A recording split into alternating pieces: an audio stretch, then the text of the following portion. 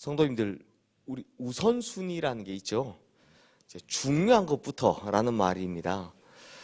우선순위를 가졌다라는 것은 그만큼 중요하다라는 것이고 또 그만큼 의미가 있다라는 겁니다. 솔로몬이요, 하나님의 성전 외부를 다 건축을 했습니다.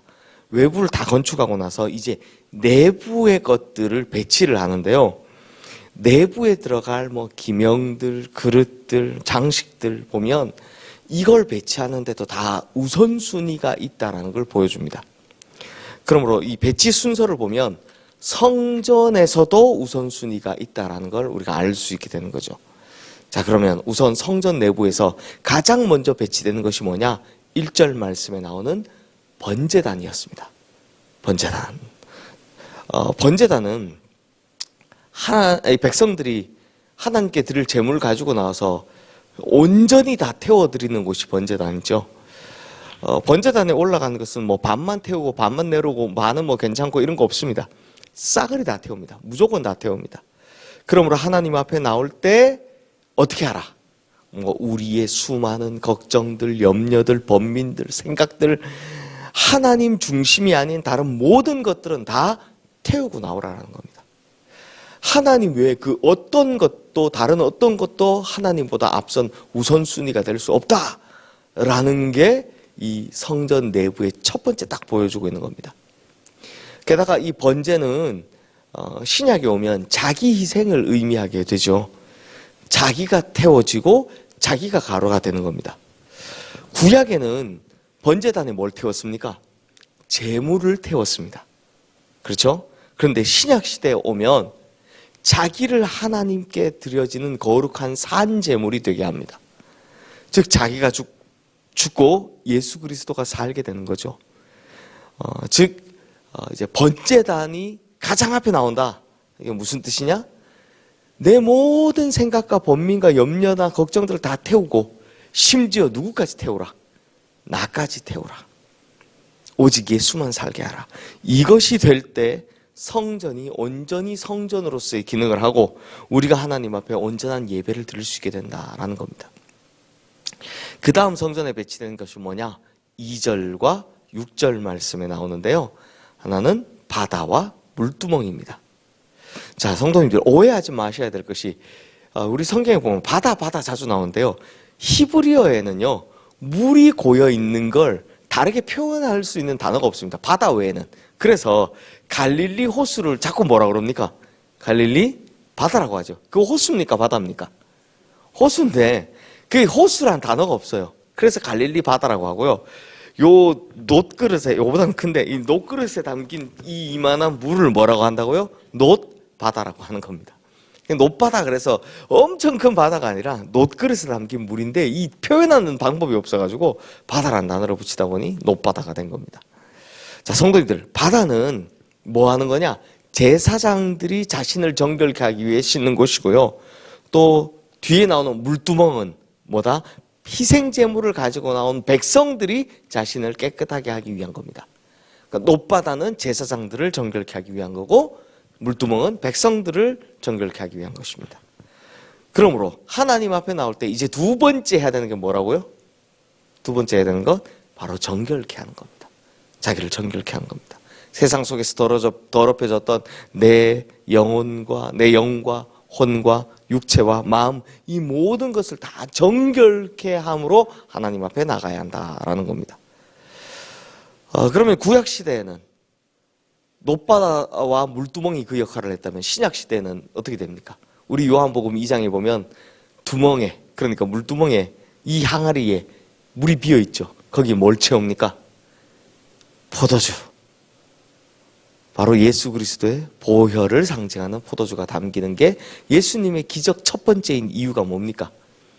더 이상 정결케 하는 힘을 잃어버린 두멍이 아니라 이제 예수의 보혈이 그 역할을 하겠다라는 딱 상징으로 보여주는 거잖아요.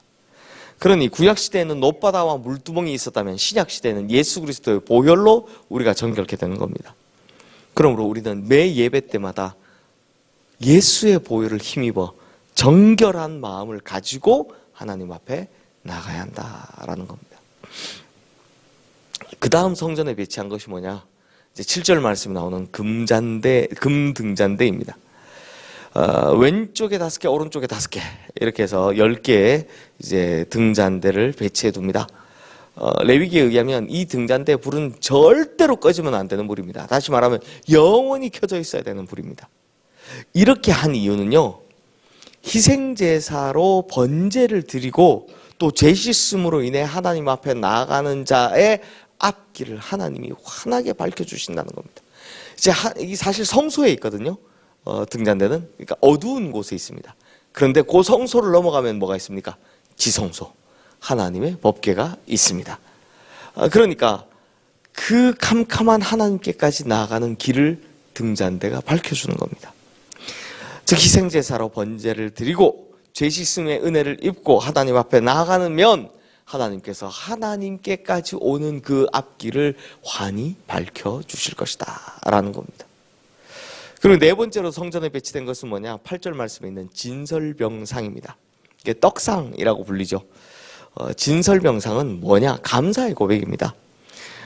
물론 하나님께서 직접 떡 드시는 건 아니지만 이게 식으면 제사장들이 가져가서 다 먹지만 기본적으로 진설병은 항상 따뜻한 상태로 있어야 했고 하나님께 드릴 때는 이건 어떤 표현이다? 백성들이 하나님을 향해 감사의 표현으로 드렸던 것입니다. 백성들이 하나님 앞에 드렸던 거죠. 그러므로 또 하나 우리가 성전에 나올 때 가져야 하는 마음은 뭐다? 감사의 마음이다 라는 겁니다. 그러므로 성도님들, 오늘 우리의 예배도 사실 성전의 가장 최소 단위가 뭐라고요? 가장 작은 단위? 우리지 않습니까? 우리가 어떤 성전으로 우선순위가 배치되는지 한번 돌이켜 봅시다. 과연 나는 또 나의 예배는 내가 죽고 예수 그리스도가 사는 예배가 맞습니까? 그리고 나는 또 나의 예배는 나를 정결케 하는 예수 그리스도의 보혈을 경험하는 예배가 맞습니까? 그리고 만약 이러한 예배자가 된다면 하나님께서 환한 빛으로 우리가 하나님께로부터 나아가는 그 앞길을 주님께서 밝혀주실 것입니다. 그러면 그 사람은 당연히 하나님께 감사하는 사람이 될 것입니다. 이 이야기를 이 역대기하 10장에서 굉장히 어렵게 하고 있는 겁니다. 이 우선순위의 이야기를 하고 있다는 겁니다. 그러므로 성도님들, 오늘 우리가 이 말씀을 통해 본 것처럼 내가 죽고 예수가 사는 온전한 희생, 그리고 예수 그리스도의 보혈을 체험하는 온전한 회개, 그리고 내 인생을 비춰주는 하나님의 등불, 그리고 그에 대한 감사, 이 네 가지 잘 기억하셔서 우리 성도님들은 완벽한 하나님의 성전이 되고 또 우리의 예배가 정말 살아 움직이는 참된 예배가 되기를 주님의 이름으로 축원합니다. 이 시간 오늘 주신 말씀 기억하며 우리 함께 기도하겠습니다.